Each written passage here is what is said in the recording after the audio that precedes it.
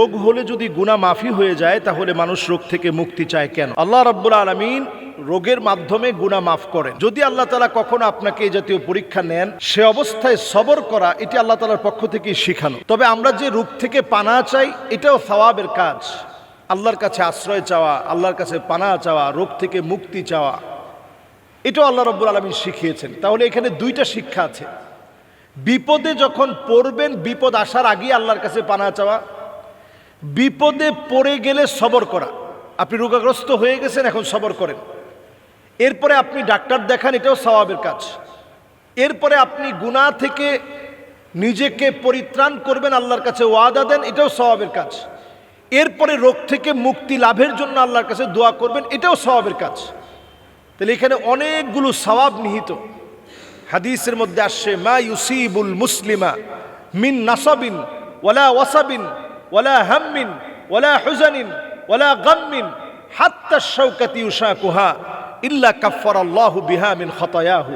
আল্লাহর কোনো মুমিন গোলাম ইমানদার যখন বিপদে পড়ে যায়, মুসিবতের ভিতরে পড়ে যায়, হতাশার ভিতরে পড়ে যায়, দুর্দশাগ্রস্ত হয়ে যায়, ব্যবসার ভিতরে ক্ষতির ভিতরে নিমজ্জিত হয়ে যায়, পকেটে যখন কোনো টাকা থাকে না, চতুর্দিক থেকে যখন হতাশা তাকে পেয়ে বসে, সবাই যখন তার সঙ্গে বেঈমানি করে, ওই মুহূর্তে যদি এই লোকটা আল্লাহর উপরে সবর করে, ভিতর থেকে যদি শব্দটা উচ্চারণ করে, যা আমার হৃদয়ে এত বেদনা, এত কষ্ট, এত যন্ত্রণা, এত যাতনা, এই যে আপনি শব্দটা উচ্চারণ করলেন, আল্লাহ রাব্বুল আলামিন গুনাহ খাতা মাফ করবেন, জান্নাতের দরজা আল্লাহ তাআলা বুলন্দ বানায় দিবেন। সুবহানাল্লাহ বিহামদি।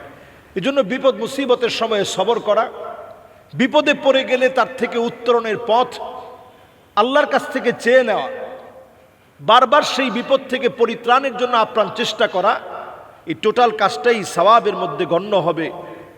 এবং আল্লাহ রাব্বুল আলামিন আপনাকে যে রোগ থেকে মাফ করে দিলেন, মুক্তি দিলেন, আল্লাহ তাআলা যে শিফা দিলেন, এই শিফা দেওয়াটা যতদিন আপনি অসুস্থ ছিলেন এটা সওয়াবের মধ্যে গণ্য হয়েছে। এখন আপনি সুস্থ হয়েছেন, আল্লাহ শুকরগুজারি আদায় করেন।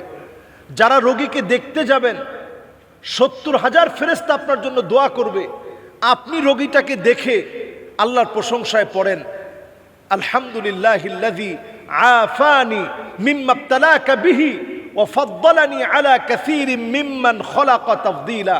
আয় আল্লাহ, আপনি অনেকের চাইতে আমাকে সুস্থ রেখেছেন, অনেকের চাইতে আল্লাহ আপনি আমাকে ভালো রেখেছেন, হাজারো মানুষের চাইতে আল্লাহ আপনি আমাকে নিয়ামত দিয়েছেন।